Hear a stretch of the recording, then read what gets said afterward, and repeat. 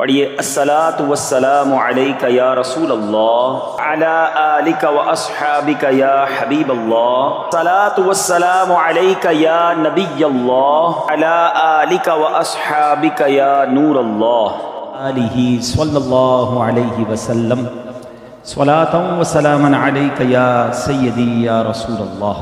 ترجمہ کیا ہے اس آیت کا؟ بے شک اللہ اور اس کے فرشتے درود بھیجتے ہیں اس غیب بتانے والے نبی پر، اے ایمان والو تم بھی ان پر درود اور خوب سلام بھیجو۔ پورے قرآن میں یہ ایک ہی ایسا کام ہے جس کے بارے میں رب فرماتا ہے اے ایمان والو اللہ بھی درود بھیج رہا ہے، اس کے فرشتے بھی درود بھیج رہے ہیں نبی پاک پر، تم بھی درود پڑھنے میں شامل ہو جاؤ۔ اچھا پلیز یہ نیت کر لیں، چلتے پھرتے اٹھتے بیٹھتے درود پڑھتے رہیں۔ صلو علی الحبیب صلی اللہ تعالی علی محمد صلی اللہ علیہ وسلم۔ یہاں بہت سارے بھائی بیمار، پریشان، قرضے میں، ٹینشن میں ہوں گے۔ یہ فارمولہ ہے جو ہمیں قرآن سے ملا ہے۔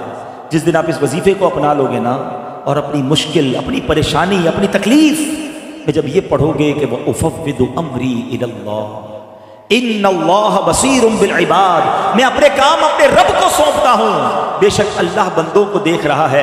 آج ہم کیا کرتے ہیں، ہمارا کوئی کام اٹک جائے ہم کسی منسٹر کو فائل دے کر آتے ہیں اور منسٹر صاحب سائن کر دیں تو تسلی ہو جاتی ہے میری فائل پہنچ گئی ہے۔ ارے میں نے تو فلاں وزیر کو دے دی ہے، فلاں جناب حاکم کو دے دی ہے۔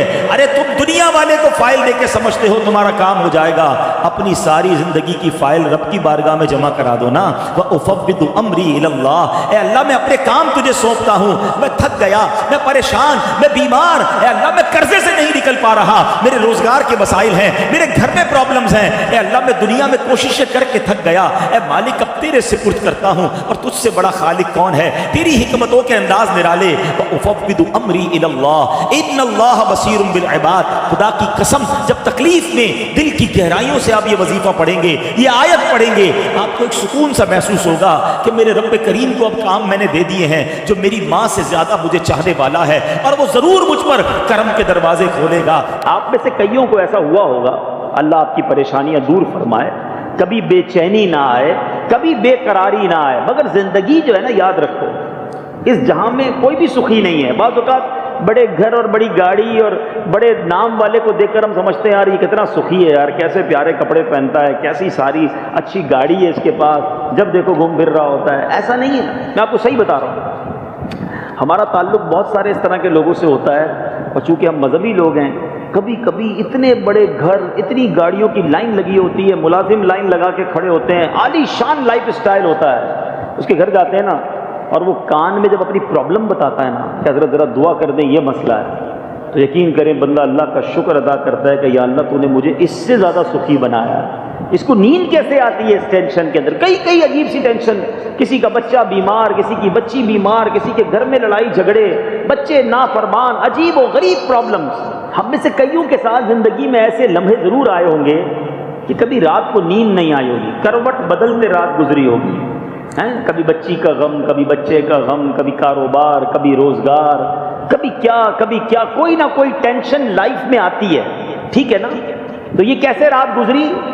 دنیا کے غم میں، دنیا کے معاملات میں غور و فکر کرتے ہوئے رات گزار دی۔ ایک رات چھوڑ دی، 1 گھنٹہ زندگی میں ایسا گزرا ہے جو ہم آخرت کی یاد میں گزارتے ہیں۔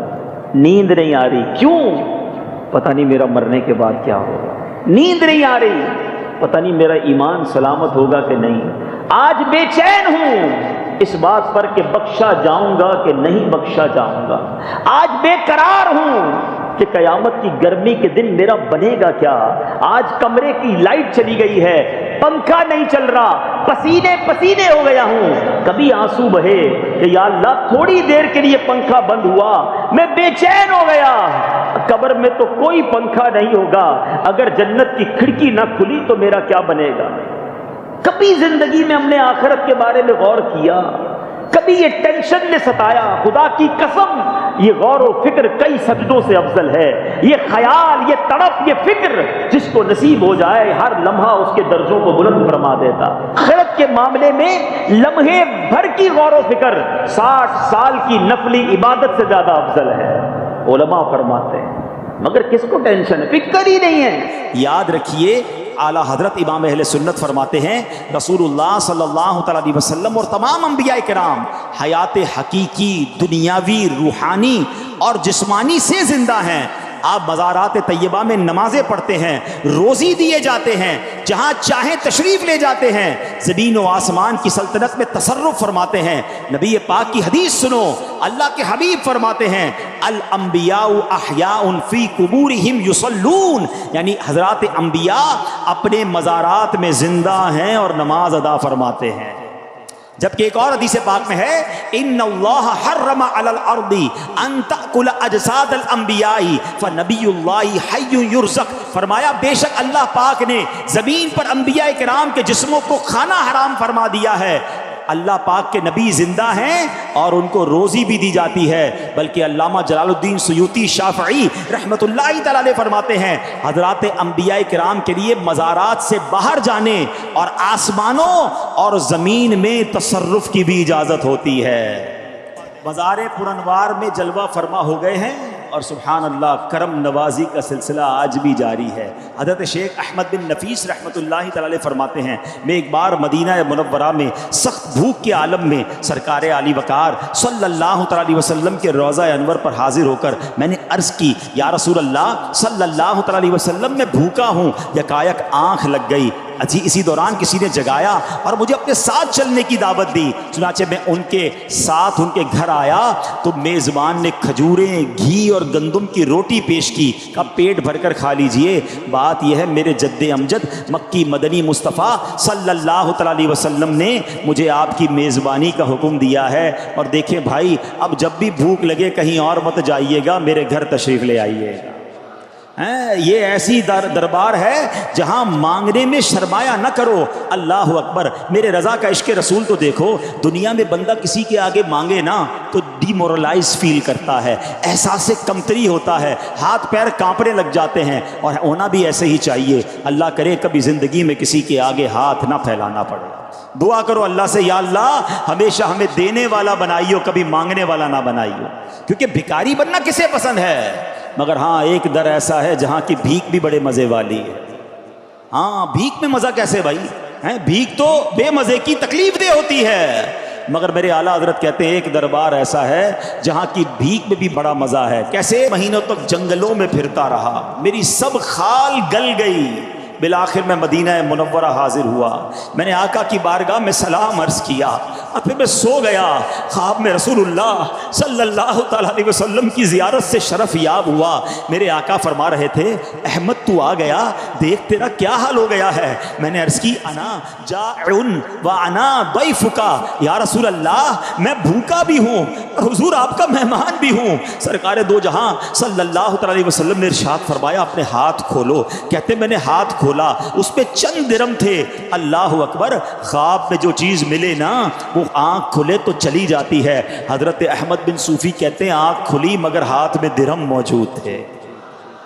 کہتے وہ درم لے کر گیا، میں نے بازار سے روٹی خریدی اور میں نے پھر کھانا وغیرہ خرید کر کھایا۔ اللہ اکبر، ذرا سوچو تو صحیح میرے پیارے اسلامی بھائیوں، اصل مسئلہ یہ ہے کرم تو آج بھی ہو رہا ہے مگر وہ پکار چاہیے، وہ تڑپ چاہیے، وہ کنیکشن چاہیے۔ لکھتے ہیں نا اعلیٰ حضرت فرماتے ہیں واللہ وہ سن لیں گے، فریاد کو پہنچیں گے، وہ آئیں گے، وہ فریاد فرمائیں گے، مگر شرط یہ ہے واللہ وہ سن لیں گے، فریاد کو پہنچیں گے۔ اتنا بھی تو ہو کوئی جو آہ کرے دل سے، اللہ اکبر، اور مدینے جا کر کوئی عرض کر دے ارے اس سے بہتر جگہ کون سی ہے، مٹتے ہیں جہاں بھر کے آلام مدینے میں، بگڑے ہوئے بنتے ہیں سب کام مدینے میں۔ کئی لوگ وہ ہیں جن پر حج فرض ہو گیا مگر وہ حج نہیں کرتے، ان سے پوچھو بھائی کیوں نہیں حج کرتے؟ کہتے ذرا بچی کی شادی کر لوں، کچھ مسائل ہیں پہلے وہ حل کر لوں، کاروبار تھوڑا سیٹ کر لوں، فلاں مسئلہ ہے ختم ہو جائے۔ ارے اللہ کے بندے اگر کسی مسئلے میں ہو تو پہلے مدینے چلے جاؤ، سارے مسئلے وہیں سے حل ہوتے ہیں۔ تو تو آقا کے در کی طرف جاؤ تو صحیح، اور مدینے نہیں جا سکتے نا، پھر بھی گھبرانا نہیں، بس دل سے پکارنا ہے، انہیں دل سے یاد کرنا ہے۔ وہ آج بھی کرم فرماتے ہیں، اپنے غلام پر آج بھی مہربانی فرماتے ہیں۔ آپ نے حدیث سن لی ہے کہ اللہ کے انبیاء اپنی قبروں میں حیات ہیں، انہیں رزق دیا جا رہا ہے، ان کے پاس تصرف ہے، وہ آج بھی وہ ہم پر کرم فرما سکتے ہیں۔ اللہ اکبر۔